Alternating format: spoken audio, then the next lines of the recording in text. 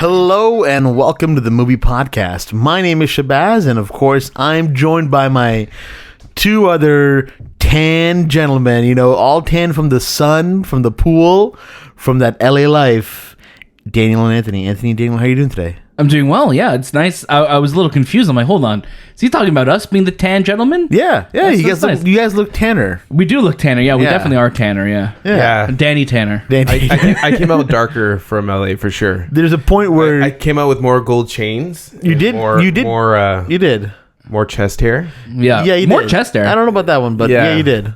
But yeah, because you fell asleep a lot on the where the pool area was, and when you fall asleep, Anthony, by the way, I don't know if anyone's ever told you this, but you look like you've been shot mid-sleep. Like that's how you sleep.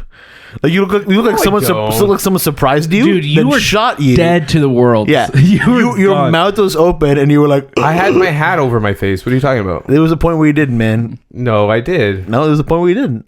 I'm guessing you have photos. Well, why would I be taking photos of a man sleeping? No one at the pool is going to be like, that sounds like a normal thing. I'm going to let this man be. Also, I feel like there's a thing in LA. Again, we just. I just want to make sure. I don't want to come off very just like Los Angeles, but there's this thing in LA that I feel is very uncool to take pictures of things. Yes. So like I felt very like self-conscious anytime I was like moved my phone into a position to take a picture. Yeah. Because people be like, "Are you really taking a picture right now?" Yeah. Are you stupid? That's a palm tree. Yeah, okay. There's a lot of that. It's a blue sky. Like the ego. Everyone has that culture. an ego. That culture there, you know, Right. It's very different. Well, we're talking about LA because we just got back from it. Not as in just right now. It's been a couple days, but according to the magic of time, we just got back.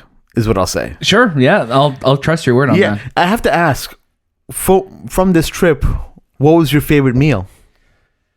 There was a lot of great meals. But I will say, obviously, we'll talk about it a little later. Yeah, we will. Yeah. There was a certain event that we went to that was themed around a show that's coming out. Right.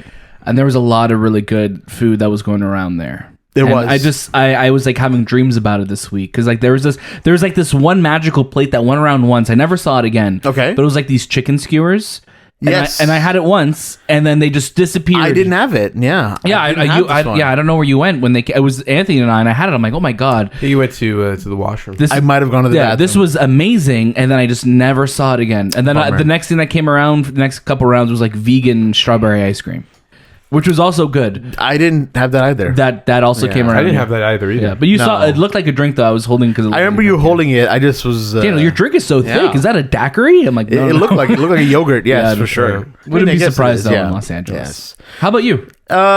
You know what, man? We had some really good Shake Shack, Anthony and I. Yeah, I think that was my favorite. Yeah, meal. that was a really good meal. Dude, it was.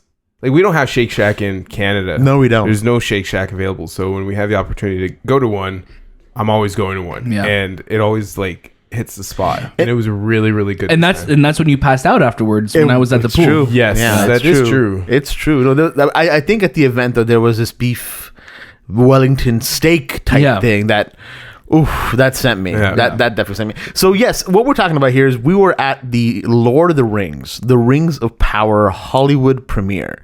We want to shout out our friends over at Prime Video for having us there, and super grateful to them for showing us a great time in LA. And we got to watch the first 2 episodes as well, which we can't talk about yet. No, I don't even know what you're talking about. So really, it's all a secret, but it isn't at the same time. But we will be having our reviews and our interviews dropping very, very soon. Yeah, we'll talk about it very soon in announcements. Very, very soon in announcements.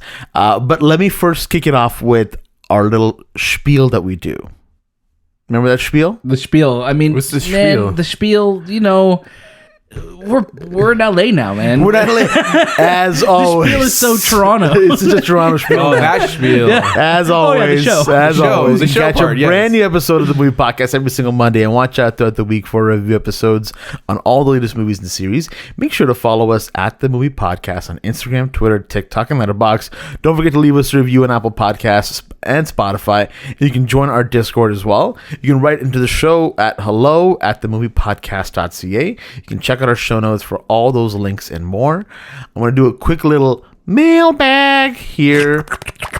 Oh, you did it for me. I did it for you. Yeah. This one's from Austin Brown. Austin Brown says, "Hi guys, I just want to say you guys are awesome. please shout me out on the next episode. This is my favorite podcast. Should we shout out Austin Brown? What's up, Austin Brown? Thanks for making this your favorite podcast. Thank you, Austin Brown. Are you sure you're not Austin Butler? What? You know what? Do you think Austin Butler would only change his last name? Yes. Just by a couple letters. He made that decision. He's like, I still want to keep my first Guys, name. I love that you gave Elvis a real gem. Yeah. I just want to let you know. He's like, my name is Austin Brown. Is he from Texas? We don't know. I don't know. He didn't put Austin where he's Brown, from. let us know where you're from. They didn't put where they're from. What up, Austin Brown? Thank you for shouting us out. Or What? for us shouting you out. You know what? This is the kind of shout out you get from Anthony. It's just kind of everywhere. I'll be honest with you. Yeah. Shout out to Austin Brown. Austin, thank you for writing in and telling us that this is your favorite podcast. Thank you. Just hope you don't know there are a lot of other podcasts out there too, but forget about them, man. Forget about don't them. Tell them there's This is the only one you need to worry about. But let's jump into some announcements from Daniel. So there's lots going on. So we didn't just go partied up and eat Shake Shack and eat food by the pool in LA. We did do that, but we have lots of incredible The Lord of the Rings of Power episodes coming your way, and it's all starting next Sunday.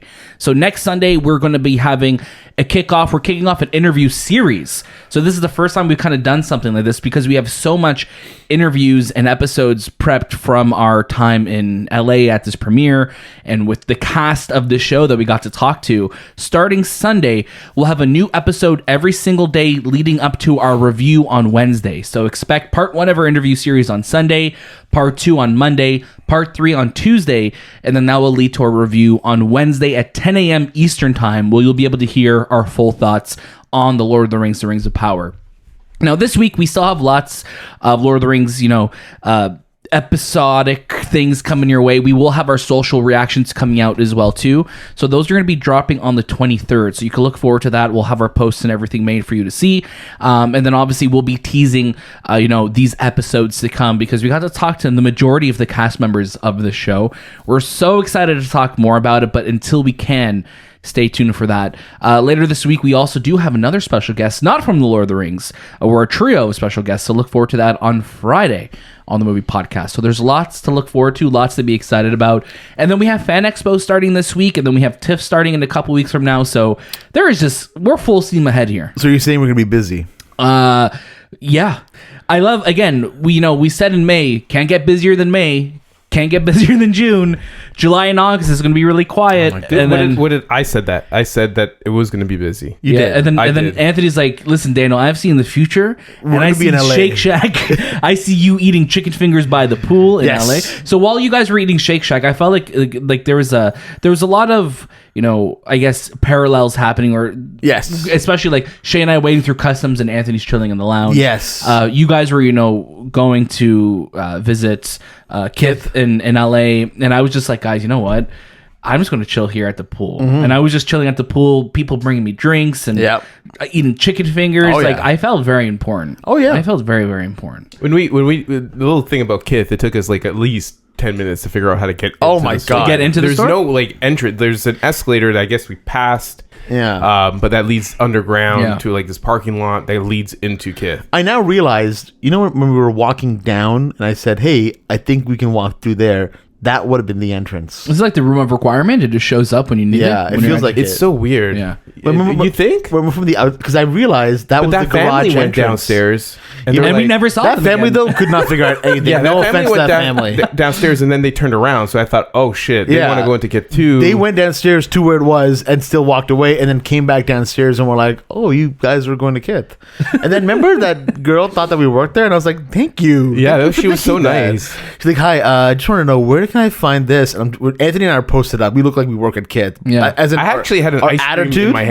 Yeah. Where'd you get the ice cream from? I had a Kith treat. They had like Kith treats right outside. Those are for dogs, though, man. No, they're ice cream. It's actually really good ice cream. They're really, really good. Oh, interesting. And I was wearing my movie podcast shirt. I'm like, oh, you'd think this would be in the Kith collection? This is the Kith collection. No, that's so sweet of you to think that. But yeah, that was an interesting day. Yeah. Then we had some Shake Shack, and then we went back to the pool, and we spent solid 3 hours in that pool. Yeah, I was there from like 12 till like 4 with you guys. Yeah. And then you guys joined me. We got back to you at 1. Yeah, 1:30. Yeah, it was nice. I love a good swimming pool. Oh yeah, and it was a saltwater pool. It was crazy. Like the other day, and this is just a little bit off topic. Like, the other day, there was like a shoot. Like there was a drive-by. Some rapper almost died near our hotel, like across the street from us. Yeah, we could have been scary. We could have been caught up in that. We could have been, because we were walking around that area a lot. 100%.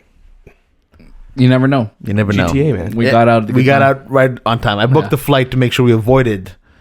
It was a couple of days after, but still. Yeah, I was ready. That's why I was ready. He was ready. Still, anything can happen. Anything can happen. But we'll talk more about the event and everything that we kind of went to towards our topic of the show. Before we do that, let's jump into our news. The Flash star Ezra Miller seeking treatment for complex mental health issues. This is from Brent Lang and J. Kim Murphy. In a statement provided to Variety by a representative of the actor, Miller broke their silence about the troubling behavior that they have exhibited in recent years, which has led to a series of legal issues and assault and abuse allegations. Miller apologized for their actions. Having recently gone through a time of intense crisis, I now understand that I'm suffering complex mental health issues and have begun ongoing treatment, Miller says. I want to apologize to everyone that I've alarmed and upset with my past behavior. I'm committed to doing the necessary work to get back to a healthy, safe, and productive stage of my life. Daniel, what are your thoughts on this announcement? Something that we recently heard that Warner Brothers was basically thinking about 3 different avenues to go down with the whole Ezra Miller debacle. And I remember like there was that meme going around from It. Yes. Scary, not scary, and very scary. Yeah. I think this apology, it's coming a little late, obviously, because there's so much that's happened, and I felt like every other day there was some type of new thing that we're hearing about, wearing a bulletproof vest, having people on his land. There's so much here, and again, these are just words right now, and it's like not until things are acted upon that we'll see that.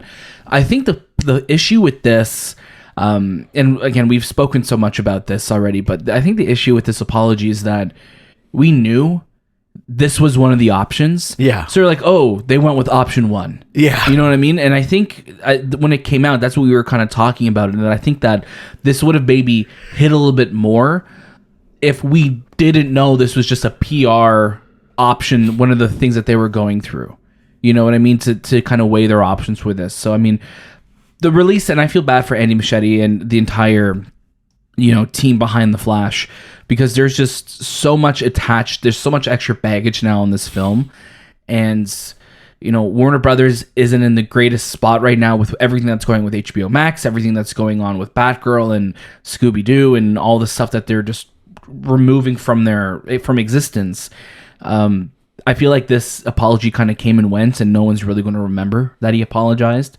And yeah, I don't really know what comes next, because who knows what comes next after this. Do we know if they apologized like on a podcast or an article, or it was a statement? Just a statement. It was just a statement that was released. So we don't know if they actually said it. No. So Ezra Miller, because it sounds very like PR. Yeah, written, right? and that's what it was. It was a statement sent out by Warner Brothers, or Ezra Miller's representatives, based on the apology. Right. So, right.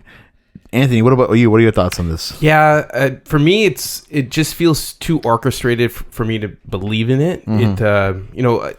A lot of people, mental health is a big issue, and it's happening around the world, and it's becoming more and more apparent with everyone. Like, people are aware of it, and we're talking about it, which is a good thing. What I don't know, and what I'm trying hard to believe is this mental illness, is it an scapegoat? Is this just something that they're trying to put it under so you can have more sympathy, so you can then go watch the movie? A lot of this stuff, time will tell. It really will. Time will tell if Ezra Miller becomes better. Right now with this whole Warner Brothers and how they're dealing with their talent and their content and their movies and TV shows, and knowing that they knew what they wanted to do in this situation where they had 3 ideas planned out, it just doesn't come off legitimate. It doesn't come off as an actual apology or something that they want to work on, or Ezra wants to work on. So I don't know. And again, we didn't see it happen. They didn't. Yeah, it just videotape. Who knows? It just feels like it was just something that's done in the PR space, right? Yeah. And at the end of the day, like, I hope Ezra Miller gets the help they need. That's the most important thing out of all of this. But yeah, right now it's just there's so much baggage and negativity surrounded by all this. I'm tired of talking about Ezra Miller too. Yeah, like it's done. Finito. Flash is done. Comes out and then we move on from it. You know? Yeah. It's just we keep spending time on it and harboring this idea of like where DC wants to go with this universe. Yeah, just cut your losses at this point with that. Cut it. Yeah. You know, we met and Muchetti at the event, which was an amazing thing, but we didn't talk about Ezra. No Ezra in there. But he was just super happy and he was like talkative and about, you know, what he witnessed and what he made. But you know, I feel for him. I feel for that whole production team and the team that made this Flash happen. I really feel for their creative endeavors with what they planned for this movie. And then you have Ezra being this recluse and then escaping under all its mental illness, which I don't know. I just hard to believe. Yeah, I mean, I think at the end of the day now, we're going to have to see what kind of comes out of this, because this I don't think moved the needle on Ezra Miller's popularity. No, it didn't. So it's not helping. It's not repairing anything. It's not making people like, oh, we can enjoy the Flash now. It's all good. Ezra Miller could participate in the press junkets and all that stuff. Yeah, I don't think that's. I definitely feel like we're not going to be seeing Ezra Miller. I mean, the movie's still about a year away. We're not going to be seeing them in any of the marketing really or junkets. So again, feel for Andy Muschietti and the whole team. So I really hope that they get to pump out their best work, despite all this ridiculousness surrounding the film. Definitely. But let's jump into our next story, which is a bit of a confusing one. I'll be honest with you, a bit of a head scratcher. It's an interesting one for sure. Yeah, it's the issues with, I guess, Hollywood rights and licensing here. The Lord of the Rings has a new rights owner. What does that mean? From Ollie Welsh of Polygon. Embracer Group, the ambitious, acquisition-hungry Swedish gaming conglomerate, wow, say that 10 times fast, has bought the rights to make films, games, merchandise, and theme parks based on J.R.R. Tolkien's The Lord of the Rings and The Hobbit. Amazon, which is about to debut its streaming series The Lord of the Rings, The Rings of Power, was a prime candidate to purchase the rights. What happened? And how come Amazon or another major entertainment industry player wasn't interested? Middle-earth Enterprises, and now Embracer, owns the worldwide rights to make films, video games, board games, merchandise, theme parks, and stage productions relating to the Lord of the Rings trilogy and The Hobbit. But there are several caveats, exceptions, and question marks over the extent of these rights. The publishing rights of the books themselves aren't included. They remain with the Tolkien estate and publisher HarperCollins. The licensing rights to Tolkien's other Middle-earth works, The Silmarillion, The Unfinished Tales of Numenor, and Middle-earth, are also still controlled by the Tolkien estate and HarperCollins, although Embracer says it now owns matching rights to those works, meaning it has the right to match any offer the owners may get from elsewhere. TV rights are another major exclusion per Variety. The right to produce a TV series longer than 8 episodes was carved out of the deal Tolkien estate made with Saul Zaentz back in the 1970s, meaning that Amazon was able to deal with the estate directly when it bought those rights in 2017, cutting Middle-earth Enterprises out of the deal. Finally, there's a question mark over the extent of the film rights Embracer has just bought. Warner Bros., through its subsidiary New Line Cinemas, the studio behind Peter Jackson's Lord of the Rings and Hobbit trilogies, has held the rights for years, but prior to the sale, the Saul Zaentz Co. was arguing that the rights reverted to it in 2021 because Warner Bros. Had not been actively developing new film projects. According to Variety, Warner Bros. Didn't agree, and it's entirely possible that The War of Rohirrim was greenlit precisely so Warner Bros. Lawyers could dispute this claim. That's a lot. There's a lot there. There's a lot, dude. There. Truthfully, I thought you were speaking Elvish to me. I was a little bit of Elvish for you, but the gist of it all really is that there are the rights to Lord of the Rings and the Hobbit series are broken up in so many different ways, and this Embracer Group can make all these films and whatever they want, and they can even match when it comes to, I guess, controlling rights for the books and stuff. Yeah, so the book rights, publishing rights are still owned by HarperCollins and the Tolkien estate. Right. But they have the option now as the owner of Middle-earth Enterprises. So let's say Apple comes up to them or Prime Video comes up to them and says, we want to we're trying to do this, they can match the rights if they want to. Yes. It's so weird. It's so messy. And this is what sucks about, big corporations buying the rights to things. Yeah. Because when those corporations get bought out, everything is just a mess. Mm-hmm. And, we know, when the Rings of Power was being made, that was a big deal. Even Jeff Bezos was involved in figuring out the wheelings and dealings of all of that, right? Because it is such a mess where they own this but not this, and you can do this but not this. So it's just such weird bureaucratic tape in all of this. Yeah. Where I'm glad that at the end of the day, I just hope that let Prime Video do what they're doing with their show, because obviously they're carving out their own area of Middle Earth. And if you want to go to other places, awesome, do that. But you always kind of get worried, like, okay, what does this mean now? Yeah. Like, are they going to, like, we know that they want to do 5 seasons of the show. Mm-hmm. Are they, now that they see that somebody else owns certain rights to it, is it going to be like, when Marvel for a while stopped publishing Fantastic Four comics and, and certain X-Men comics because they didn't have the rights to it? So, like, on the Disney side. So they weren't as popular, these characters, because they also weren't making comic books. And, like, I just hope that it doesn't turn into a situation like that, or like Netflix with their Marvel shows, where it's like, well, we're not going to keep making shows if it's not for characters we own, type thing. Right, exactly. So that's where I'm kind of at with it. I just hope that everything stays status quo. I hope we still get this animated War of Rohirrim film, because, like, that sounds really cool. And and it seems like it's only affecting Lord of the Rings, the first 3 books, as well as The Hobbit. So like, is the idea to capitalize on that part of the franchise where we make theme parks, where we make video games, because you can't really make a movie again. Imagine they remade Lord of the Rings again. Like why? Don't do that. Don't do it.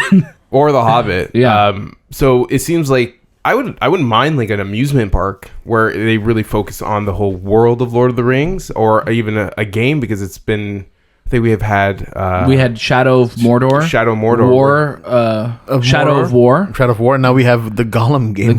Coming out. Yeah. And then we've had different, like, random a lot of just random iOS games and stuff like that too, right? And even the books themselves, they're not a lot, and they're not consistently made after too. So it's whatever you see or whatever is available right now is what really can be told. It's not like a comic book or a Marvel story where they're still making Marvel books as we speak, it's very much like Harry Potter, right? When you think of it, but the exception is, this is where I wish Harry Potter would do, where sure, you could have other people coming in and making their own stories and stuff, where it's Lord of the Rings focus, where Harry Potter is just like, no, only J.K. Rowling could write it and be part of it, right? Like, expand. And I think that's, if you want to keep Lord of the Rings relevant, Lord of the Rings came in. I've been watching a lot of Lord of the Rings stuff in the last couple weeks, like movies and the movies that are like the Peter Jackson ones, and you're like, these movies changed film. Like, they changed the way people looked at blockbusters and things like that. Like, Return of the King sweeping at the Oscars. Like, there's a reason why that trilogy's some people's favorite movies of all time, and you got to keep that top of mind, just like Star Wars is now, just like Marvel is now. You have to not pump out as much, but you have to do something to keep it top of mind. And I think the show is a good step in doing that, right? Yeah. It sucks because it's just like, it's confusing, and it's going to cause a lot of weird issues in coming out for movies and stuff like that. But I really hope that they can just make it clean and not have an issue, as long as it doesn't affect the Amazon Prime series at all. I'm okay with this. Does this say like how much it was purchased for, or what those rights cost? I'm not seeing it on here. I don't know if Dana Lee have. I'll try pulling it up for you. It is surprising that Amazon wasn't the clear winner in such an acquisition. Yeah, but I don't think they even tried. I think they tried. Yeah, because like, I think they realized that's not going to affect them. Like, they already had their agreement with the Tolkien estate, so they could cut out this other middleman who owns the You know what I mean? Which is interesting, though. It's still like you. And it's a video game publisher of all things. Right. And Lord of the Rings right now is probably a franchise that Amazon has James Bond, right? Right. And adding Lord of the Rings as a franchise would just help them build that streaming service and that marketability for them in in this Hollywood world that they're venturing into right now. Yeah. As well as migrate to video games, migrate to theme parks. Right. Because at the end of the day, like imagine Amazon opening up their own type of Disney World. Like that would be Prime Worlds, whatever they want to call it. But it just seemed like it would have made sense for them to do it rather than having a Swedish game developer purchase it. No price for the acquisition was announced because they bought a bunch of stuff that day in Bracer. Oh, so they're waiting for the receipt to come in. Yeah, they're waiting for the receipt to come in. But it's the estimated total cost for all 8 acquisitions they did that day was around $780 million. Oh, which seems very small compared. Like you would have thought, Lord of the Rings alone would have been like $1 billion or more. But I also think it's because there's so many like caveats to the ownership, that they don't own asterisks. Yeah, they don't own the Lord of the Rings. They just own the licensing. You rights. own one of the rings only. You know what I mean? Okay. Yeah. So like I think that's why Amazon's just like why do we want licensing rights? We have the rights already to do what we want. Amazon, we don't need it. The Tolkien estate is pretty smart in what they did. They don't want to like give it all up like George Lucas with his content. Hey, $4 billion though, which is, and I think it was even more because of the stocks that he purchased. It was like 17 billion or something like that. Insane. And at the end of it all, but yeah, they're pretty smart into who he's selling to. Is it the right time to? And does it make sense? Especially because the Rings of Power is coming out. This is going to kind of they probably got more because of that. Jumpstart the Lord of the Rings world again. Yeah. And for the next 5 years, and who knows what comes out. But I was really looking forward to that animated. I think it'll still happen. That was going right to HBO Max. No, that was a theatrical. Well, didn't we get a screenshot that came out of it too? I remember. It was so long ago. But again, with this new Warner Brothers, nothing surprises me now, right? Yeah. That's true. That's very true. Not sure what accent I'm doing. Next story here. Was it New Zealand? Yeah, it could have been. No, that's South African now. No, is that Charlotte Copley in here? Yeah, that was Charlotte Copley. Yeah. Oh, I thought that was Leo in Blood Diamond. No, I thought that was like the what's his name, the dude from Thor. Oh, Taika Waititi. Yeah. No, it wasn't. That was Taika Waititi. No, it wasn't. But thank you though. Hey man, thank you for playing this game. Taika Waititi. The world's. Go ahead. Sorry, Daniel. No, I was going to say the War of Rohirrim is coming out April 2024. Wow. So still lots of time for Warner Brothers to cancel that one. Am I right? They have a lot of options to cancel that. They're probably getting ready. Yeah, Discovery's just like, what's the Lord of the Rings? What's a war? Is this what? Could we have a dating? Is there a 90-day? Is there 90-day fiance arc edition? And they get a ring at the end of it too, right? Yeah. So the world's second biggest theater chain is filing for bankruptcy. This is coming from Ryan Dinsdale of IGN. Regal Cinemas owner Cineworld is preparing to file for bankruptcy within the next few weeks after the post-pandemic return to cinemas didn't prove as profitable as expected. As reported by the Wall Street Journal, the London-based Cineworld is expected to file for bankruptcy in both the UK and US, having amassed $4.8 billion in debt. It operates more than 9,000 screens in 751 locations around the world, including Picture House and Cineworld cinemas in the UK and Ireland, Cinema City in Europe, Yes Planet in Israel, and Regal Cinemas in the US. It is the second largest theater chain in the world, following AMC, which has weathered post-pandemic issues, partly because of the booming meme stock. Remember the meme stock? Oh, right. Yeah, when everyone was buying theater stock and EB Game stock. I remember. I remember. What a time. Now, of course, we've had our own dealings and wheelings and dealings with Cineworld here in Canada. Oh, okay, I was going to say, I don't think we... Did they try and acquire us? Did we not? They tried and acquire us? I talked to that part. I said, never in your life will you get the movie podcast. I don't know what accent Shay's doing today. That's my duty today. That's my negotiating accent. Do you not like it? Yeah, you can't come over here. I don't know what the hell that is, because that's the henchman. It's like his the boss. Hey, boss. Hey, yeah, you can't do that over here. Daniel and I were driving downtown the day, and I don't know why, but we kept for some reason doing like dumb henchman quotes. Like we were at the red light. I'm like, hey boss, you think I should go straight? Go get them, you idiots! Yeah, we're doing that. Yeah, I don't know why. It was fun. So that's a tangent. Anyways, the point is, Cineplex, I remember, was being bought out, or there was this possibility of a sale to Cineworld back in like 2021. 2019. 2019 and 2021, it was like, okay, this is clearly not going to happen. It's not going to happen, because of this pandemic we're going through. They backed out right after COVID, like right during COVID. They're like, no. Yeah, we can't afford this and right now. And Cineplex fought back. And so right now, it looks like they're going to be awarded $1.24 billion. But if you go bankrupt, do you still have to pay that back? Is that part of the $4.8 billion in debt, I guess? I don't know. Could if, be. Like, it acquisition Cineplex now migrates to Europe. You know, it's like a movie. Cineplex goes to Europe. But you know what I'm saying? Like, what if out of this whole bankruptcy, because Cineworld owes that money is now transitioned into property and land. Right. Does Cineplex... It sounds like olden days. Yeah. Man. But it's true. Cineplex berries. owns Portugal now for some reason. But because they have... They own money and they have land and assets. Does Cineplex own that land? I don't know. Like, international law is not in my fucking criteria, but... Yeah. Are you sure? I always thought of you as a man of international law. Yeah, my international law is don't bring guns to the plane. Yeah. Okay, Anthony, we know. That's good. Next, you're okay, though. Yeah. How does that work? Like, does Cineplex just...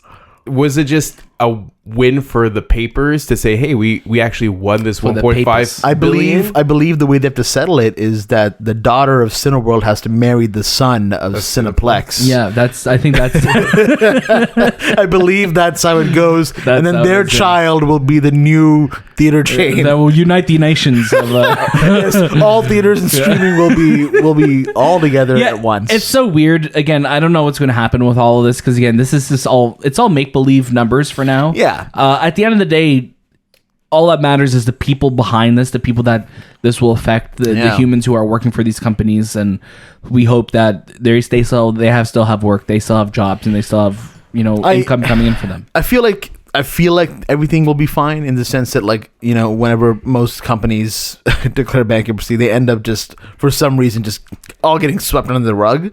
So we'll see what happens. Obviously, this could be detrimental to theater chains across the world, but we really hope not. It's a sign, because second biggest theater chain in Europe, or sorry, in the world, and it's all in Europe. And when you take all these countries, they add up more than what you see in the United States and Canada. So if theaters are not doing well there, right, and we this year has been such a successful year in terms of box office for Top Gun and a lot of movies, but not the most successful, right? It's coming. It's on the rebound right now. It's on the rebound, but is it sustainable for the next 5-10 years? No. Are we going to see something like that happen here? So there's two things that I want to say to that. The first thing, we had 2019 happen, which I think was the biggest, which is the highest ever year at the box office year, right?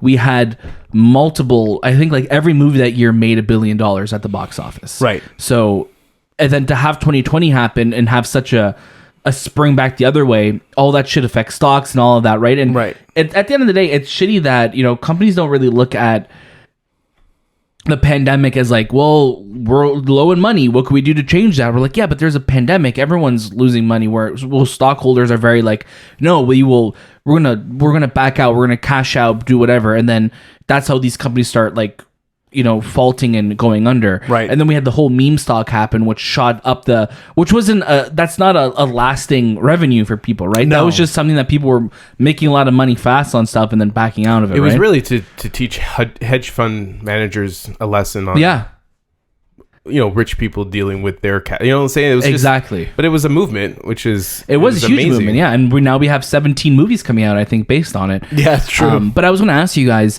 do you ever see a day, because money like this that these companies are losing, it's a lot of money, but when you compare it to the money like of a tech company, that's nothing. Oh yeah. Do you ever see a day where like an Amazon, an Apple, or a Google buys out a theater chain? Because they're all in the streaming game now too. Do you think it makes sense for them? If any company would, it would be Google, because they're really good at making mistakes. Like they really no. They invest money and then they cancel projects so quickly. Yeah. I don't know. I can't imagine a tech company looking at theaters as a viable source of revenue. But do you think they'll do it as like a, hey, we could buy this for super cheap because it's, I don't know. They're not usually the nicest either. Yeah. They're not really here to watch for the little guy. So it's tough for me to think that. I can imagine opening up boutique theaters like Apple and Amazon and stuff like that, doing smaller like theaters in very high profile, like probably just LA if anything. Yeah, because a lot of these theater chains also don't like streamers, right? No. So what if the streamer's like, yeah, well, we're going to buy the theaters, and now we have to show our stuff. It's definitely a possibility. Again, we love theaters here, so we don't want to see them go. No, but there needs to be some restructuring that needs to happen. There needs to be some work that needs to go on in the background to figure out where are we losing this money. Yeah. There's a lot of work to be done. I think it's a change. There's a lot less people going to the theater, even though these movies are making billions. But you have to understand, ticket prices are much higher than they were before. So there's also the idea of these multiplexes, which were a staple in the 90s and the early 2000s, but they're not needed anymore because streaming service has changed it or taken that clientele away from them. So I don't think, I've always been, saying, oh, the theaters are eventually going to disappear. I don't know if I might have changed that. Theaters probably won't be those big things that we've experienced, like where you would have like 20 or 25 different theaters in one building. It'll probably be smaller. It'll still be big screen. It'll still be a great experience. But I think they're going to shrink down the sizes of these theaters to manage the clientele that really wants to watch it, because not everyone wants to go to the theater. Yeah. Or I would say that still involves them building more theaters if they're going to do that and closing other ones. I could also just see them, like what happened here in Canada when Cineplex took over the AMC locations. Cineplex shuttered a few of their locations that were, they were in competing blocks. Like, how many times did we see, like, oh, there's a Cineplex across the street from an AMC, right? Or just down the street from one another. I could see them like just shuttering. Yeah, like they could just shutter down a theater and just be like, no, this big theater is now the theater for all of Mississauga or all of Toronto. I can see that happening too. Yeah, I totally see that it going that way of closing down some, reducing the screens. But we also have so many fewer movie theaters here in Canada. I don't see that happening. You mean like chains? No, and chains, but also locations. I mean, when you look at the States, there are a lot more theaters. Like Starbucks, everywhere. Like theaters a lot more around than here in Canada. There's also a lot more competition in the States too. Like, you'll see so many different theater chains. You drive around in Ontario, or you drive at least in the GTA, you're only going to come across Cineplex and then that odd boutique theater here or there. Yeah. There was also I wanted to mention the theater we went to go watch the Prime event, or the Rings of Power which was an experience I haven't experienced here in Canada. It was just it's the screen. The screen. We got it. Let's talk about it. Let's talk about it at the end of the show. And the sound were like I've never unreal. And the only we'll talk about it, but it was a really great, and that was a small theater too. It was super small. I'm really excited to talk about We'll definitely talk about that, so Anthony can stop spoiling it. I'm not spoiling it. No, there's no. He's spoiling his excitement. Yeah. I think you guys didn't want to talk about it. No, never. And now I'm talking about it, and you guys remembered about it. No. I was just it was on the list. In my head, I was just like, I can't wait to talk about that screen. Oh, I hope Anthony doesn't bring it up. HBO Max is to remove 36 titles, including 20 originals from streaming. This is coming from Wilson Chapman of Variety. HBO Max will remove 36 titles from its service as early as this week, Variety has confirmed. A spokesperson for HBO Max attributed the decision to the pending merge of the platform with Discovery Plus, which is also owned by Warner Bros. Discovery. As we work toward bringing our content catalogs together under one platform, we will be making changes to the content offering available on both HBO Max and Discovery Plus, HBO Max's statement reads. That will include the removal of some content from both platforms. Taking off the titles from streaming would also help Warner Bros. Discovery cut costs by removing lesser watch programs to save money on residuals. An exact date or time when the titles will be taken off has not been announced yet. Anthony, what are your thoughts on this? Well, it seems like this is a business decision that makes sense for them. I know it sounds strange for, a company to remove original content that they've made and produced, but if it's costing them money, and even the littlest money, it makes sense to, and no one's watching it and you're paying for it to be up there, then it's time to remove it. And if someone wants to watch it or is a fan of it, they can always purchase it digitally. But you can't though. That's the problem. You can't buy digitally. That's not even on iTunes. No, it's not. Oh, okay. That's the big issue where a lot of the creators of these things that we've been seeing are like, my thing just doesn't exist anymore. Yeah. And like right now, like, now though, that's the thing. But why would they? Because then they have to pay residuals. But maybe it'll come back. Maybe after they've rebranded or restructured everything. Maybe it could come back. I don't know. Yeah, this is stupid. Like, this is so dumb. Like, if it's on your platform already, just like, is it really costing them money? But is it costing you that much that you're hurting? Like, well, if it's costing, let's say for instance, you have a car on your driveway and it's just sitting there. Yeah, but if no one's buying it, no one's doing it with it, and you're just watching it every day. But I feel like if no one's listening to our first 100 episodes, I'm not just going to delete them off our service. We're also not $1 billion company, you know. Like, well, no, but I'm saying though, but that's still stuff that we made though, right? Are we losing money off of having it up there? But we're losing a library of stuff that's not available to watch or listen to. Well, what do you mean? No, sorry. By having it up, by having our first 100 episodes up, are we losing money? No. Okay, so then that's different because Warner Brothers is saying they're losing money by having it up. But they're losing money by paying residuals. Right. That's the issue, and I think that's what's so shitty about this. I absolutely agree. It's a business decision. I get it, but I just think it's such a fuck you decision. Like, this is so there are so many areas in your company that you could probably look to saving money, and you're removing stuff that you paid people to make, and it just doesn't exist. This is anymore. It's so dumb. The penny pinching method. Yeah, of it's trying ridiculous to really find every dollar that you can. It feels very like, what is it, penny wise, pound foolish. You know, you eventually will have to figure out a resolution for these films, and that'll probably cost you more money because now you have to probably license it out to sell on iTunes. That must cost money as well. Yeah, it's just a weird decision. It's like, this stuff is already there. Like, how much money could have really been costing you? Right. If you're just removing it from affecting you that much? It just feels really much, like you said, like a fuck you. Yeah. A lot of it was HBO Max children's shows.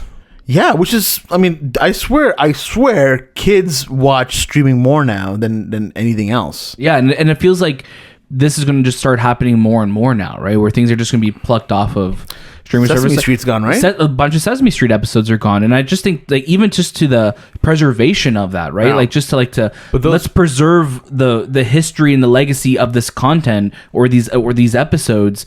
Now they're just gone. Like, there's like, that is history that's just being deleted because like, oh, we don't need this. Get rid of it. That was Sesame Street content built for HBO Max, correct? No, those were like, I think, like original Sesame Street episodes that they had. I thought it was like Elmo's after show or they had Elmo, but there was that was also removed. Yeah, that was also removed. But there's also 200 episodes of Sesame Street they just removed. But it's on PBS. It's not anymore. PBS doesn't own Sesame Street anymore. Oh, yeah. HBO does, and that's part of the problem. It's like, Sesame Street was made for the education of kids who, like, you know, in impoverished areas and things like that, and then it goes to HBO, which is super expensive, and you're cutting out a huge group of kids already that way, and then now you're putting it on HBO Max and whatever this Discovery mess is going to be, and then now there's just episodes gone, you know, and I think that's that's what's scary about it, is that they could now at any point, it shows maybe that people aren't watching now.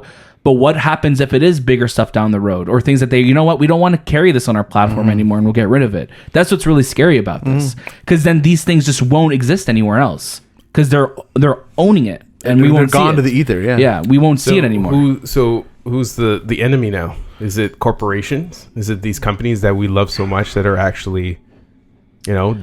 Well, I mean, HBO Max and Warner Brothers and Discovery are the ones with the target on their back. Out of all the companies this year that went through turmoil, Netflix was in the being dunked on forever. No one's talking about Netflix anymore because Netflix is literally like just looking both ways. Like, and Netflix is sitting pretty right now. I mean, it's HBO Max and Discovery and Warner Brothers that is just like, what are you guys fucking doing? And then Netflix is like, listen, guys, we're going to introduce a new tax to house share.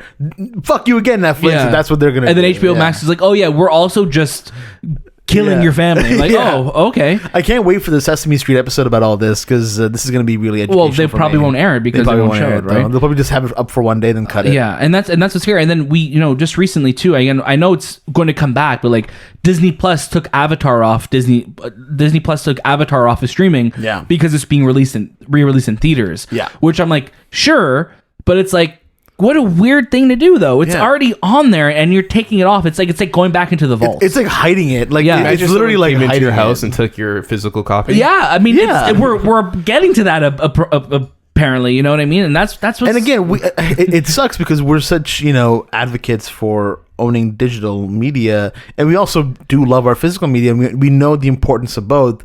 It just sucks how you're getting fucked around when it comes to owning digital media because you don't actually own it. Well, here's the thing, that these are the chain reactions or the stipulations of what it means to own digital media that we haven't seen before because it wasn't so popular. Now that it has become like the most we'll say directed media source for a lot of people owning digital or streaming, now we understand like, at any time they can remove their own show or their own movie, even if it's being re-released, which seems weird, but sure.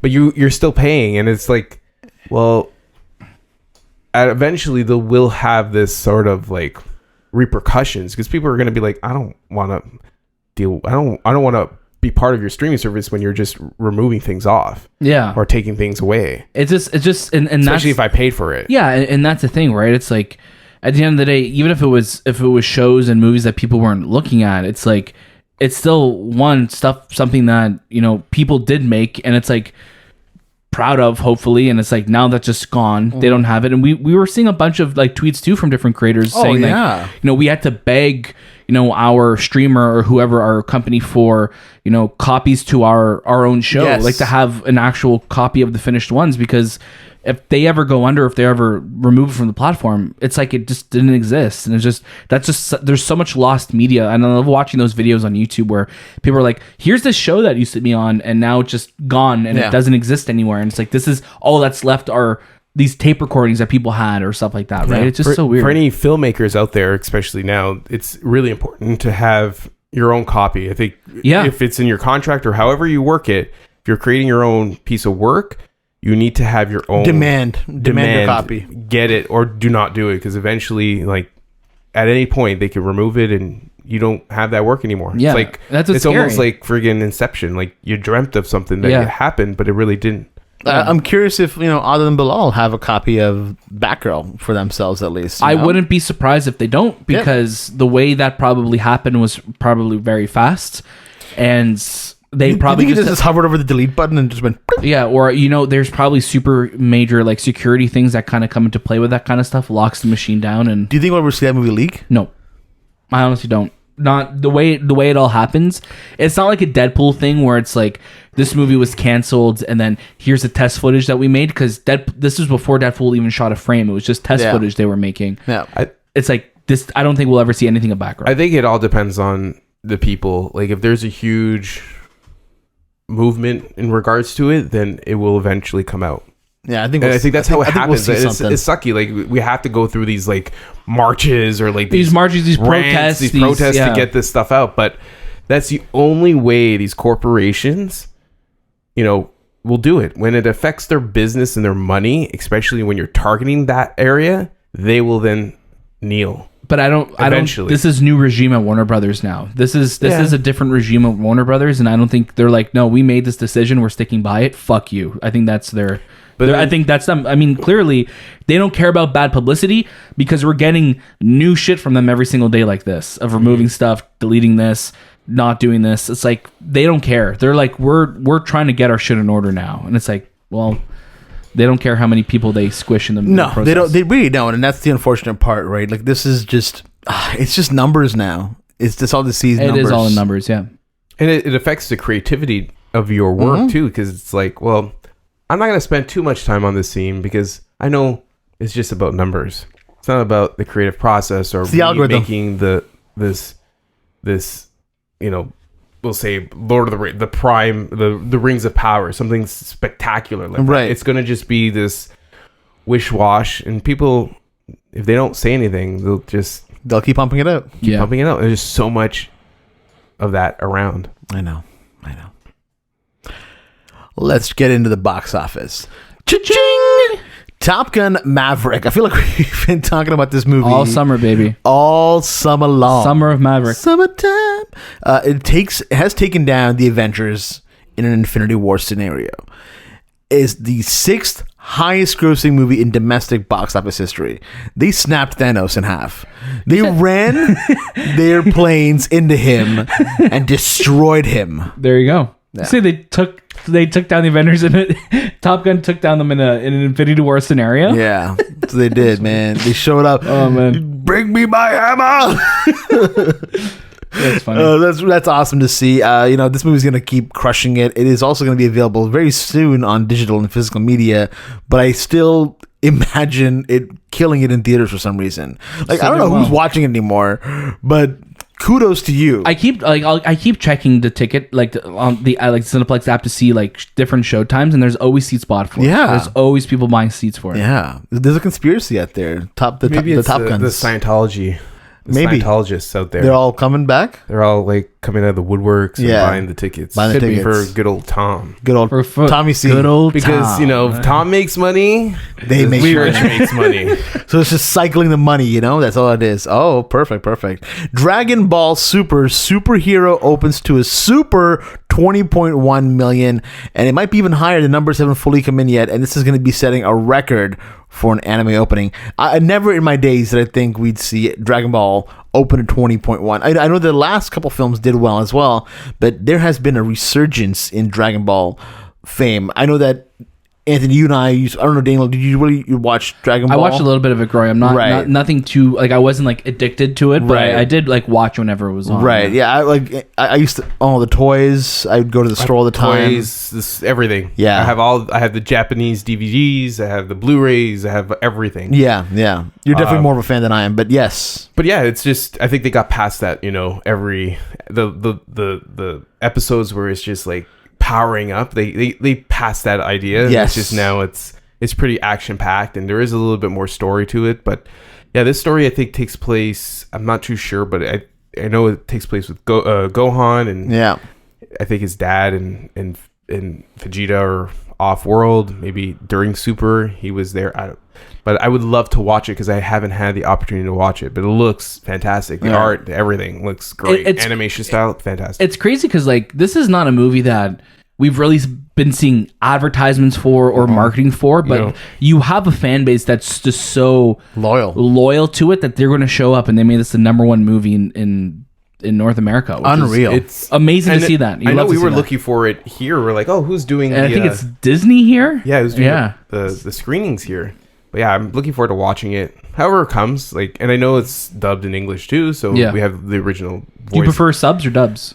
I just grew up with the English dubbed, and I'm just used to their voices, so I like to hear it. But I remember when I was watching Dragon Ball Super, I had to watch it in Japanese because a lot of it was, so delayed. Yeah, because it would come out, all episodes come out 1 year before it would land in North America, because you'd get it like a VHS cassette, or you get a DVD of it. It's just 4 episodes on it, right? Dude, it was on Cartoon Network too. Yeah, we had the banger theme song here, though. Eh? We did. We had the intro that Dragon Ball. We never that, but no one else ever had. I remember when I would go to the States to watch Dragon Ball Z. I didn't go specifically to watch that, but I'd be hanging out with my family and friends, and I would want to watch Dragon Ball Z, and I'm like, where is the intro? They're like, what are you talking about? What intro? It was before the age of the internet, so I couldn't be like, let me show you. I'm like, no, you have to come to Canada now and watch Dragon Ball Z with me, because there's an intro that you guys don't have here, and it's mind-blowing. Great intro. Love it. Yeah. Always blew my mind. But you know what? Super excited for them. I think this is going to set a new precedent for anime and films coming forward. Because whenever it crushes and makes this much news, people like to exploit that. So could it be nominated for best animated best film? It definitely Dragon Ball Z wins. Best actor Goku. Oh my gosh. Yeah. Gohan supporting supporting Piccolo. It definitely can be nominated for best animated best film, alien. This one award, best alien, best green alien award. Dude, whatever. I forgot his race. Namek. Yeah, he's a Namek. Yeah, but it totally could go up for best animated picture. Yeah, it most likely will. It probably will. Yeah, we'll have to see. Best foreign film as well. Yeah, it's possible. It's eligible. Best short film documentary. No, not eligible for that. Not real people. What? let's jump into some trailers. We've got 3 trailers here. I've only seen 2 of them, and I will tell you which ones I've seen. I've seen The Greatest Beer Run Ever and God's Creatures, but I haven't seen the trailer for Wednesday. You didn't see the trailer for Wednesday? No. That's the trailer of the week, my friend. But see, the thing is, I put it on, but then I realized for some reason I put on the square version of it, like the one that they put on social media. I'm like, ew, I'll watch the right one, and then I got distracted by the time I went to go put it on. But I heard it was a great trailer. It looks so good. I mean, Tim Burton directed, I think, 4 out of the 8 episodes. Nice. Show's also created by Al Gough and Miles Miller, who are also the co-creators of Smallville. Yeah. It looks so good. It looks so well made. It looks so fun. Jenna Ortega looks fantastic as Wednesday. It just looks great. It looks exactly like the comics, the Addams Family comic books, it has that look and feel to them. But it also feels like modern. It kind of reminds me of like the first season of when Sabrina came out. Sabrina the Teenage Witch. And I think this is going to be huge for Netflix. I think this is going to be really, really popular. I used to watch the Addams Family show a lot as a kid on YTV. The black and white one? No, the animated one? No, well, the animated one and also the live action one too. Like the movie? But there was a show, was there not? As well? A live action show? I thought it was black and white. I don't remember I remember the animated show. Yeah, I remember the animated show. I don't remember a live action show now. Maybe unless because the live action one was black and white. Maybe right? And then there was the movie. I don't know. Then there's the movies, of course. Yeah. Yes, the Addams movies, Family is the Addams Family values. Ricci. Yeah. Yes. Which gave me vibes of that too. Like it has, but it's a little bit more sinister. A lot more sinister. Yeah. There's a scene where she puts barracudas or piranhas in the water. Chompy. Yeah, it's crazy. Chompy. Yeah, and it's gonna get gory. But yeah, I'm all for it. It looks really great. And then you have The Greatest Beer Run Ever, which is an Apple TV Plus movie with Zac Efron. Yeah, also coming to TIFF. Yeah, also coming to TIFF and Russell Crowe. And then somebody else in there too. I forgot now. What do you guys think of this trailer? It looks interesting. It looks like a very go army movie, like pro military. Pro military. Well, it happened during a time where military was not pro at all. But it's the idea is Zac Efron's character is going to bring a beer to all the troops in Vietnam, just because there was this. He had this. He's never done anything in his life, so he wants to do something. Yeah. So it kind of is, but I feel like it's just surprising. Yeah, nothing against it, but it felt a little on the nose, I guess. I thought Zac Efron was done with Hollywood for a while, just because he hasn't made a lot of stuff. I think his last one was that movie where he was in the desert. Yeah, trying to find gold. Right? Yeah, but I really like Zac Efron. I think he's a good actor, and I think he's just waiting. Funny. I think he's just waiting for I think there's going to be a project that comes around, and it's going to be this could be it. And he got typecast for so long because of High School Musical as well, right? Right. And then he was just the hot bro dude in all the movies too. So, I hope it's a great project for him, and hopefully we get to bump elbows with him at TIFF. I don't want to bump. We would elbows. love to interview you, Zach, if you're listening. Zach, come on the show, man. Yeah, come talk about this beer. Apple TV. What's your favorite wink, beer? Wink. Apple TV. And then God's Creatures, which is an A24 movie. I did not watch the trailer for it. It looks interesting. It looks sad. I'll be honest with you, mostly sad. I couldn't tell what the genre was. I couldn't tell if there was so it's an A24 movie. Yeah, it was very A24. I was like, oh, is this just a drama or is there something else going on here? But that's very A24 then. But yeah, it looked interesting. Out this week though, we have Top Gun Maverick, like I mentioned, coming to digital. So you want to go finally. You want to go to your iTunes. You want to go to your YouTube, your Amazons, your Rogers on demand. Rogers on demand. Who's buying on Rogers on demand? Oh my god! So there apparently are, even with Bell 5. I get the ads all the time where it's own Elvis now. I'm I'm not gonna buy a movie from you guys. That's like buying a movie at the hotel. What I mean? I'm this will always be attached to your hotel room. There's a lot of people who buy Rogers on demand. It's just easier. It's right there. But to own it forever. But I also feel renting again. Renting, sure. Yeah. Renting for sure. Yeah. Owning. No. I used to rent from there back in the day too. Me too. Yeah. But when it was it's sold out at Blockbuster, guess I'll rent on Rogers on demand. This is the future. Yeah. And then we didn't realize, we didn't see it coming. Yeah. And then also at this week is The Samaritan, which you two have watched. Right. I don't believe Social Embargo is up yet. So right. But is this a Sylvester Stallone movie? So look forward to a Sylvester Stallone movie. You know, when we were in LA, we saw so many billboards of the Samaritan everywhere. Everywhere, like, Even we saw a lot of billboards, but like a lot for this movie. That's the thing. That's the interesting thing about LA as well, is that every single billboard is for a streaming service, 100%, or a movie. Even like the little signs and all the light posts and everything too. They're all movie related. Even my receipts, I think, had like a billboard at the bottom. Everything is connected. It's movie town. It's amazing how they use like the architecture to work with the billboard. Right. Like, it could be like this broken ass building, like lopsided. Yeah. But they'll figure out how to put a billboard. She-Hulk did that to replicate what they They'll have like it's just. I think Shay, you have that picture of Dope Sick, which is like this layered building, kind of has like these protruding. I don't know how to call them, but like it just staggers, right? Yeah. So they placed it like that, and it just looks really cool because if you look at it at an angle, it looks clear. Yeah. But if you go off, you see the stagger. But it's also, the billboards are really high quality. They're beautiful, like the highest quality I've ever seen. And that's the thing, right? That is the town where these shows and movies are made, so they're going to show it off properly. We're here in Canada, especially like in Toronto and the GTA, we have billboards, but they're not like a lot of them are just digital billboards or real estate billboards or just random gambling billboards now. Drake's billboards. You know what I mean? Like they're not to the extent of what we see. No. There was so many. We were just billboard watching. We're like, there's that one. It would be a building full of glass. And if you had an office there, it'd be a billboard. Yeah. For like a couple of months, and then it goes away. Yeah. Like crazy. They utilize everything there. They do. But it's so funny. It's just such a small area to be promoting, but it makes sense. Yeah. Because it's like the votes of the people there for your consideration and everything. That's who lives there, right? Yeah. So. Yeah. Crazy. Also, you guys are wondering, Top Gun Maverick made about $5.85 million. Did you second this weekend? 13th. No, I'm just kidding. I don't know where it came in, but it's his 13th week. I don't know where it landed, but $5.85 million is nothing to sneeze at. That is more than a lot of movies make their opening weekend. Yeah, so crazy amount of money for that movie. All the power to them. Let's get into what we're watching. Daniel, what were you watching?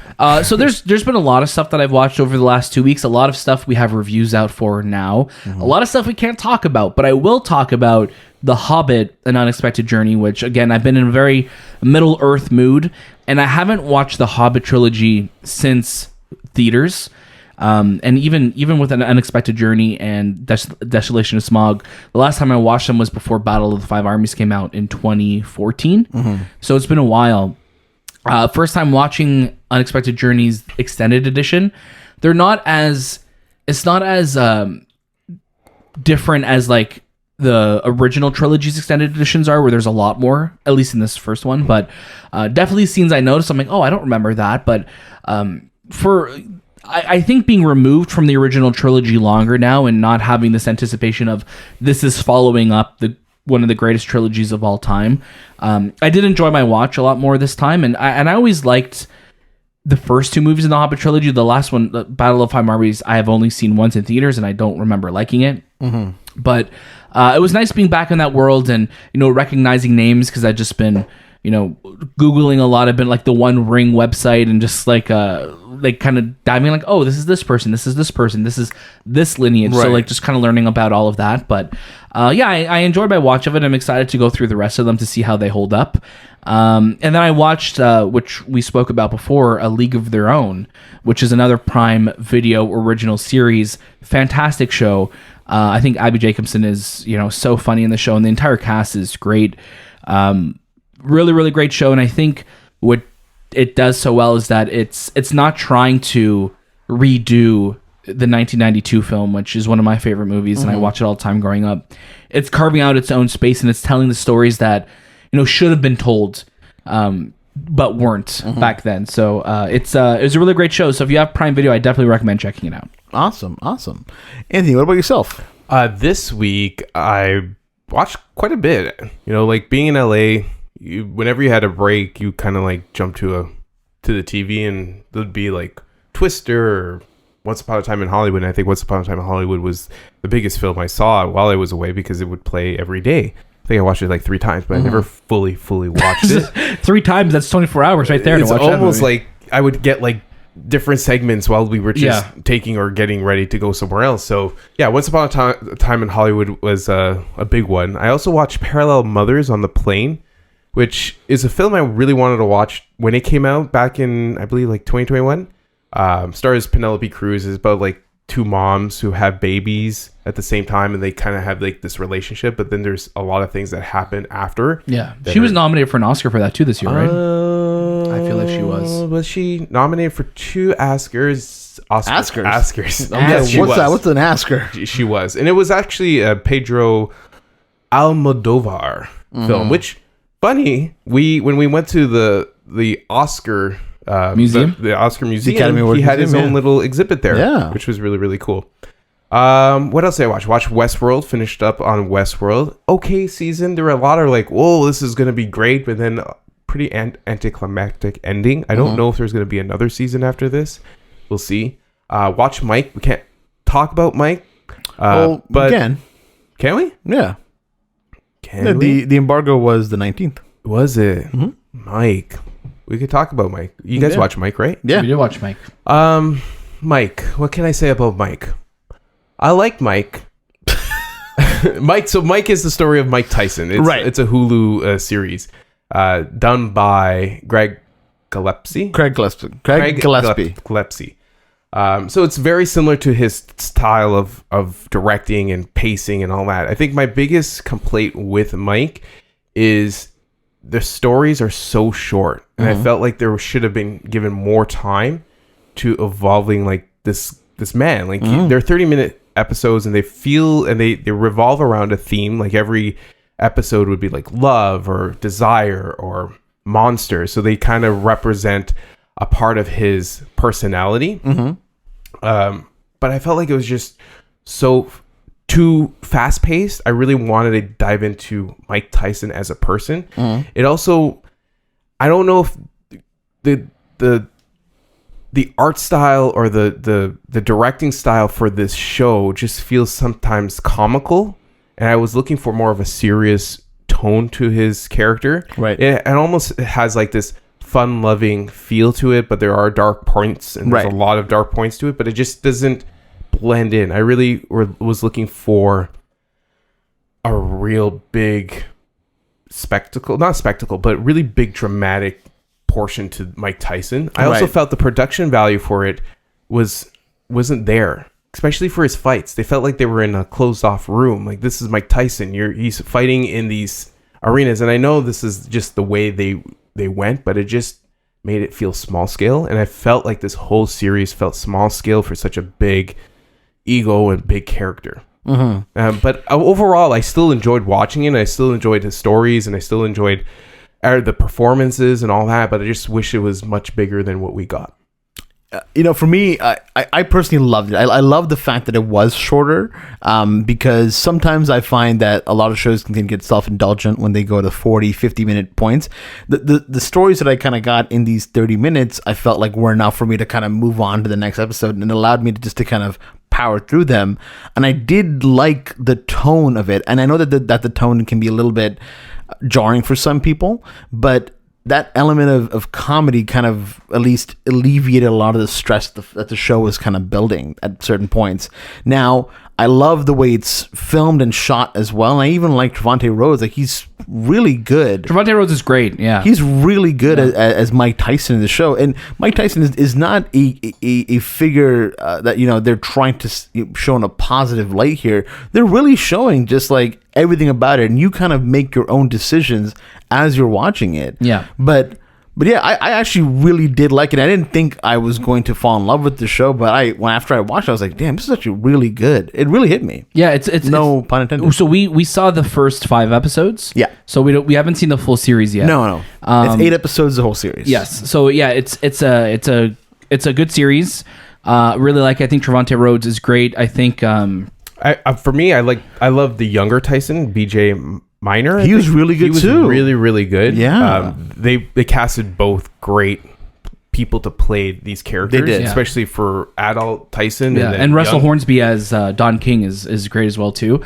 But I think, like you, Anthony, I think these episodes, it's an interesting thing that they do, because I think Pam and Tommy did this as well, and it's interesting because it's Craig Gillespie as well. Same style, right? Same, very similar style. So there are moments where you're like, this tone, I like where you're going with it, but then we'll have like a total like 180 like flip in.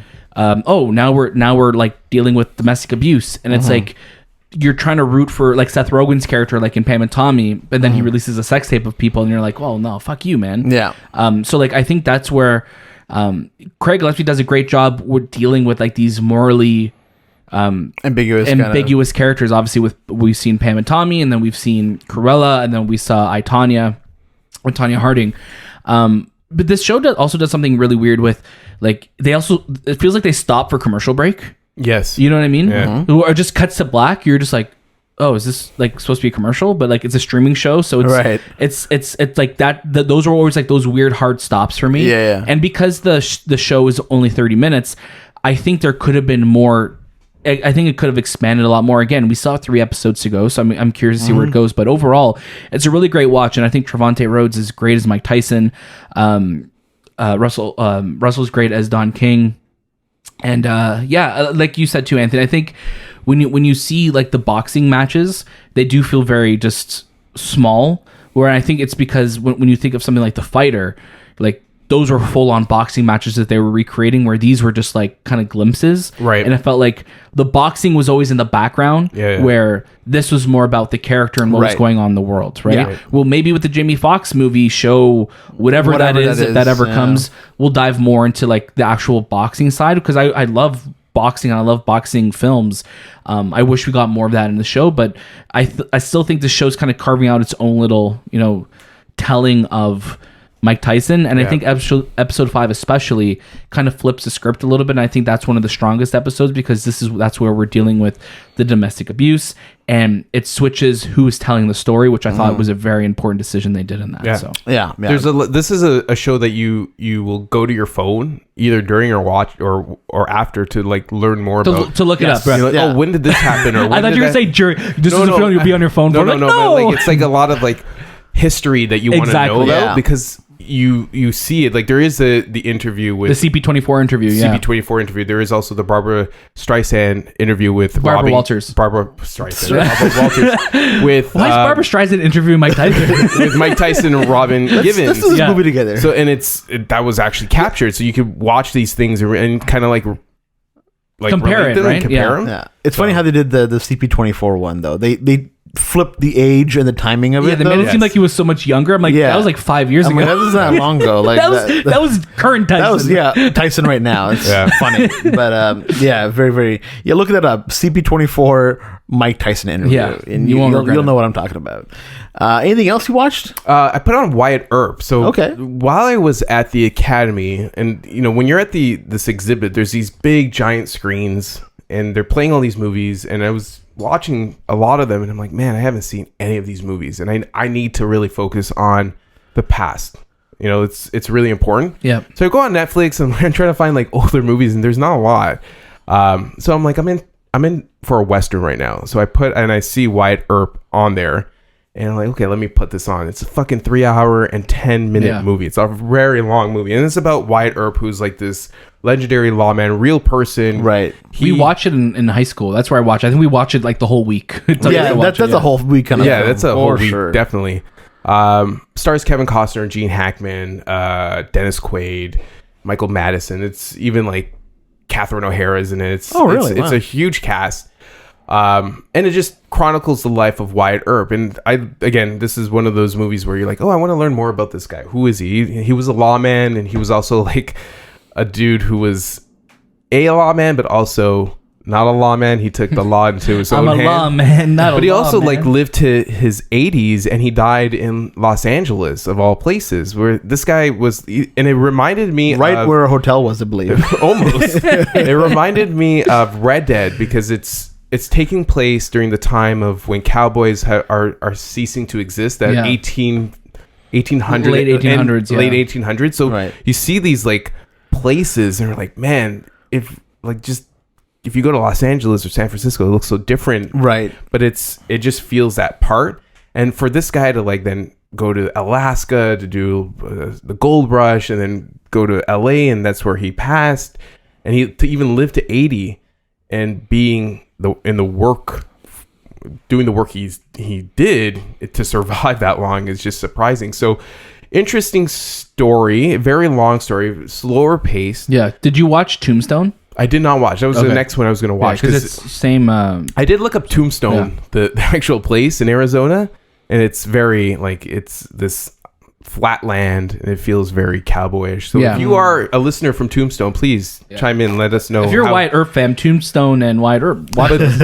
The issue with Wyatt Earp was it had a very anticlimactic ending. Very anticlimactic because he is known for this shootout at the OK Corral, and it was literally like less than 5 minutes, 10 minutes. It was right at the end of the film, and it's just like you play this character who is this legendary lawman who has this legendary gunfight, and I think it was who directed it? The Kasdan, Lawrence. Oh, Lawrence Kasdan. Yeah. Yes, of the writer of like Star Wars and stuff like that. He actually just directed Light and Magic. Yeah, but you had this great writer director, maybe not great director, but we'll say writer, and you tell this amazing story to lead up to this moment where you have Doc Holliday, who's like this legendary gunfighter, and it just and Wyatt Earp, and to just kind of crumble, and it just felt like, so this is what we all waited for. This was the OK Corral shootout, right? But yeah, the story, it's a lot of like, oh, there's a love story, there's a family story. Gene Hackman's in it, but he's not in it to really win you over his character. He's like in it for like 10-15 minutes, and then he plays his father.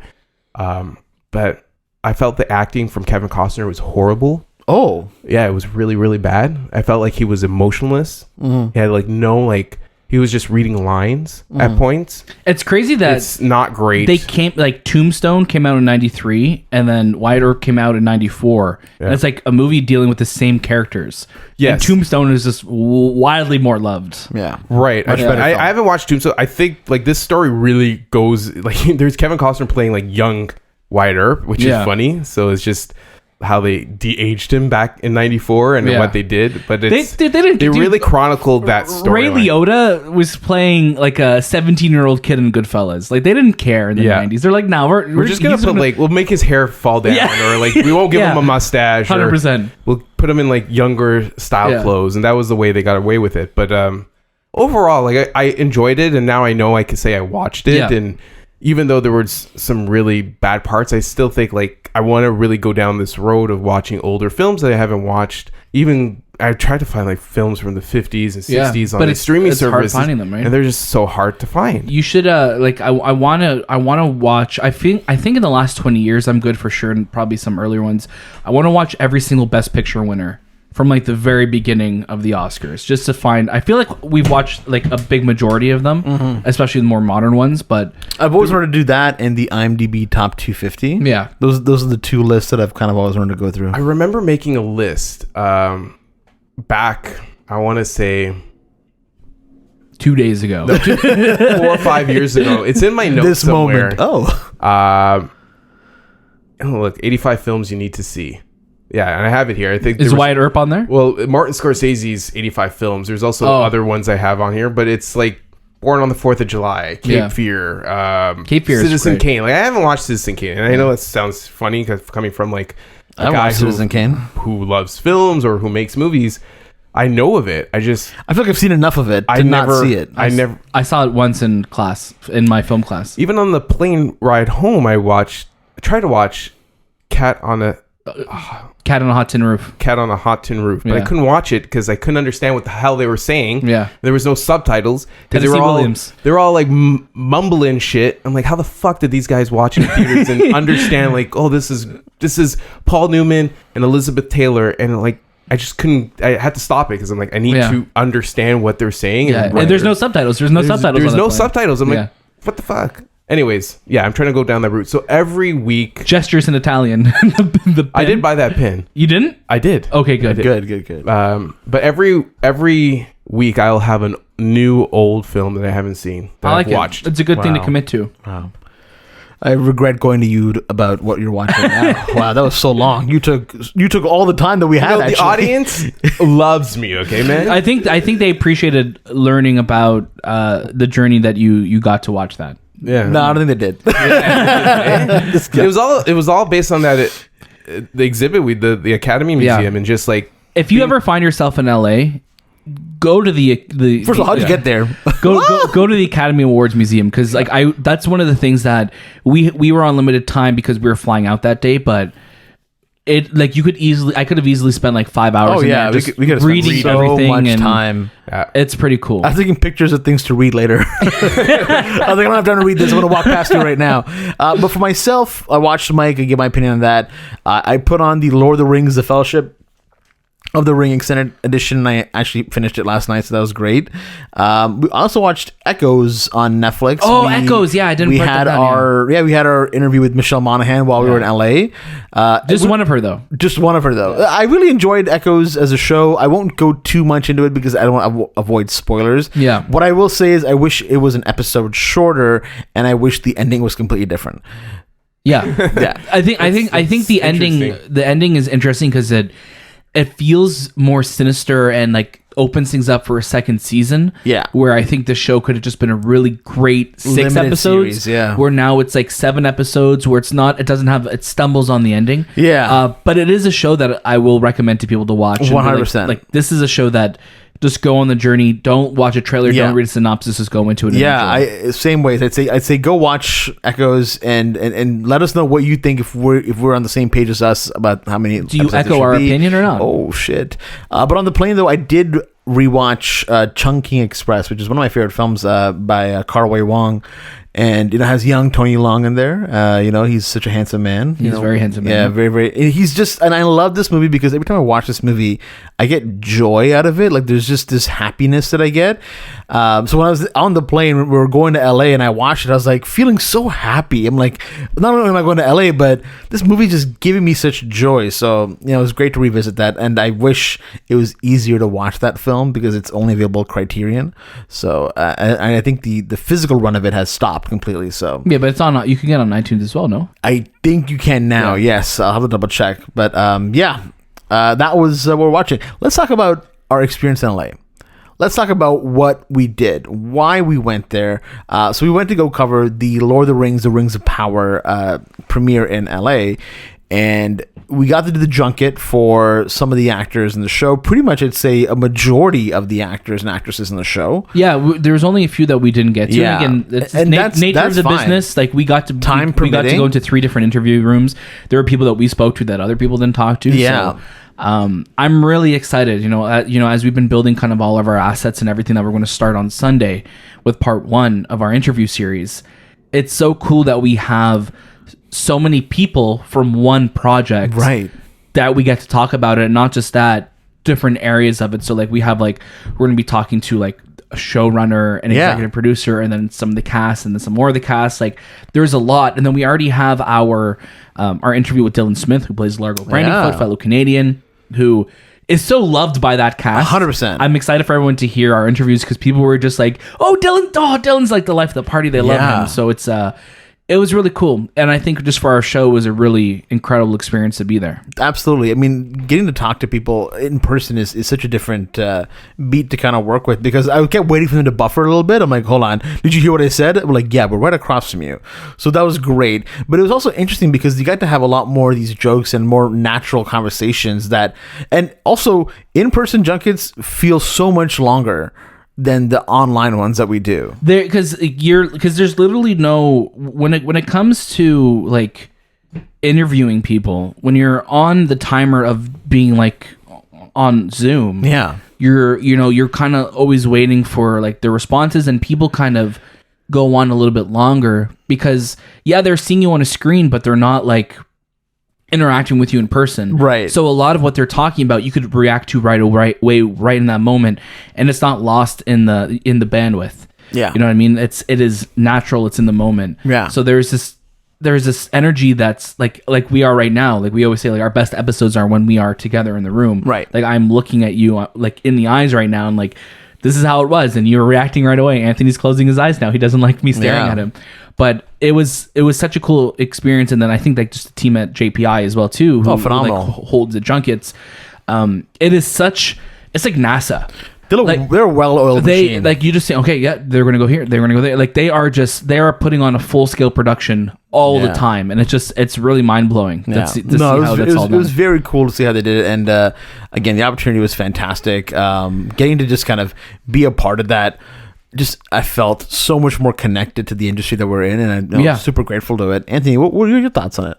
Yeah, it was a fantastic time. There was a lot of things that you learned about how these junkets work, especially behind the scenes, and just being part of that world and being in LA and experiencing, Hollywood party and premieres and dressing up and just being fancy. Being on the other side. Yeah.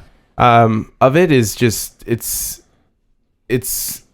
something that you want to continue doing in your life, but you don't. There's also like the humbleness of being home, as well. Like I don't know if I could do that every single day in a sense. It's like life of a socialite. Like this bittersweet moment where I love it, but I shouldn't be always in it. Right. But the actual getting to know the actors and like. Them recognizing you after, during the premiere, or after the premiere, were like, "Hey man, like, how did you think of the TV show?" And the showrunners came up to us, and actors would remember us. It's just that just says that what we're doing right now is on the right track, and what we're like producing right now is what we should be doing for our lives. Yeah. So there's a lot of like good things that came out of LA, and again, I love the experience with you guys and being able to just be in LA. Experiencing the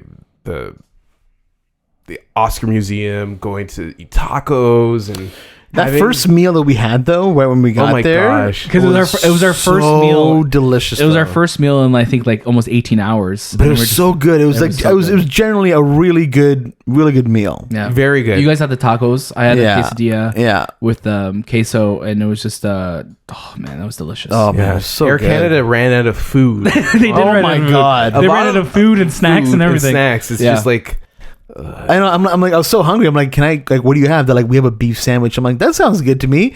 And I should have realized when it was as cold as an ice cube. I'm like, this isn't gonna taste good. And they had like, I don't know, they had like a pickle and mustard in there. And I'm like, but it's all frozen. This tastes weird. Why do you hate me, Air Canada? I literally on that flight to LA, so there was no food. I'm like, is there like a Kit Kat or anything? I asked for Kit Kat as well. Kit Kats were gone. Kit Kats were everything. Kit Kats, was gone. They had Kit like Kats, cashews. they laughed. They literally was like Turbo Man dolls. They're like no. They had cashews, hummus. I got the cheese and apple platter, which was like a Ziploc bag of just like somebody's, I think like a kid's snack from school. It was like there's literally 3 thinly sliced apple slices and like some you can cheese. see through them, I believe. You can see through them, yeah. But again, it was fine. Like once we got there, it was just a funny experience. All they gave me was a napkin they just put in wet water for me, and they're like, "Here you go, eat this now." I think they give you a note that said "I owe you," and then they got you back on the ride home. When you land, we'll give you some food. I'm like, how do I know that?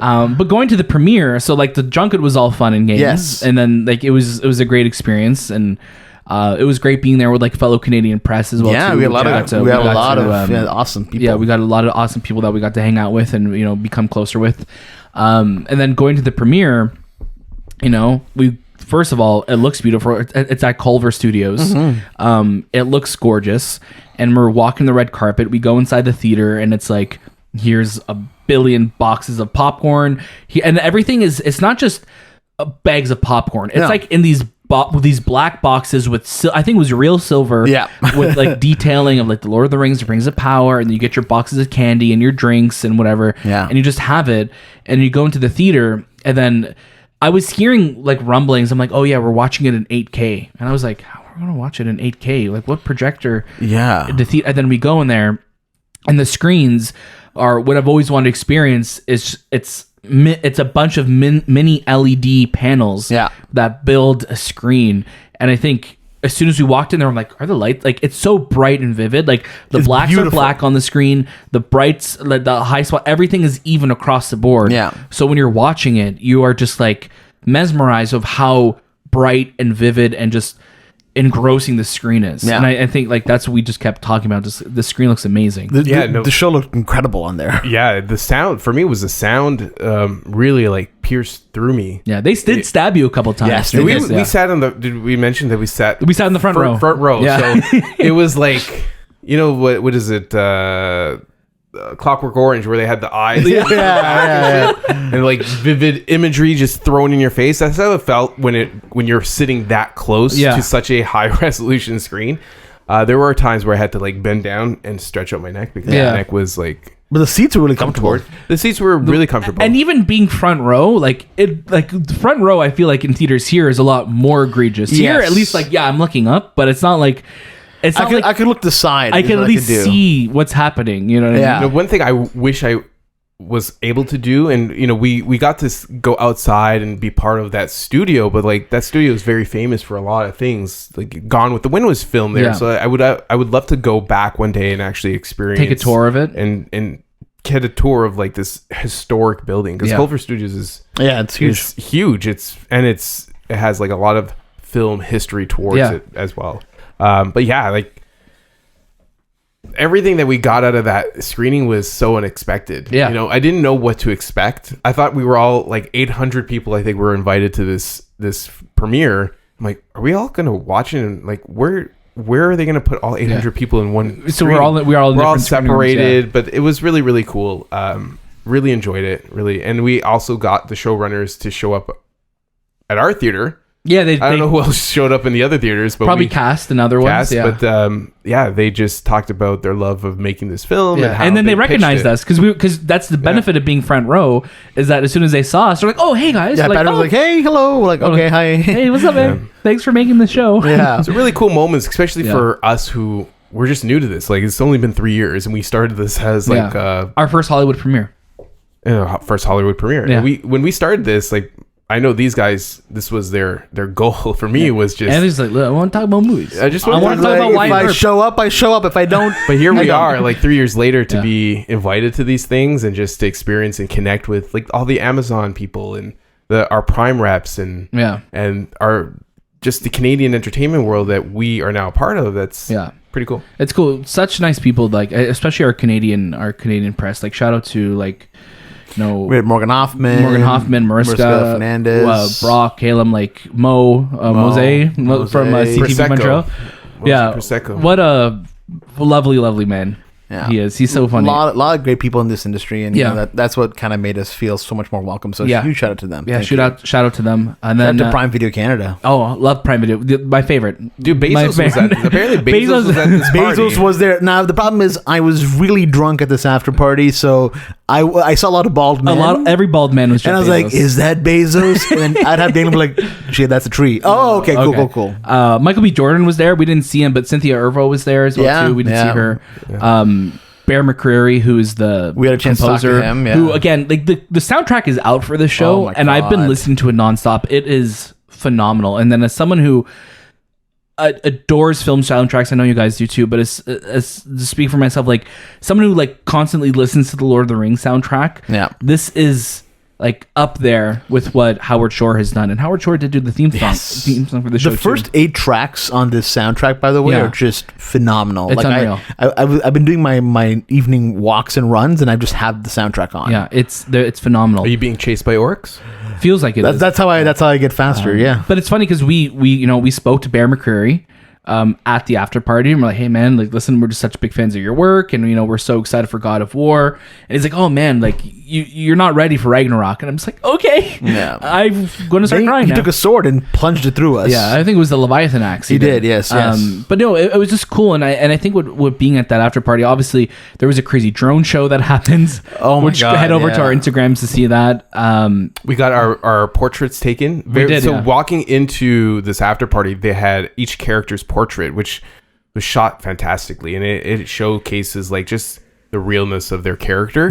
So they actually had something like that further down in the party where you can actually take your own portrait in black and white with the Elvish Lord of the Rings writing. It's really surrounded around you. It was really, really, really cool. And then there's great food. Like I said, there was that food that was being like just brought around on platters. It was just such a cool event, Open bar.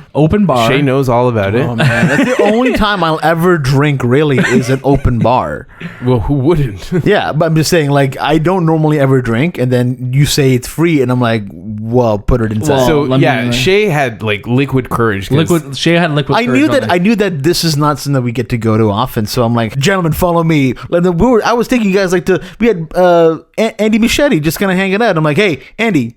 But I didn't go that intense. Andy. I was like, Andy, can I talk to you for a second? And we just got to gush with him and just talk about stuff. There's also the director of J.A. Bayona. Yeah. He was there too. He was all taking shots tequila. It was awesome. Great time. It was just cool because you see people just celebrating something. Yeah. And celebrating the show, which again, we're going to be talking about a lot over the next couple weeks. I can't wait to talk about the show. That's the thing that I'm looking forward to. Like you guys know, starting Sunday, our Lord of the Rings interview series leading up to our review on Wednesday.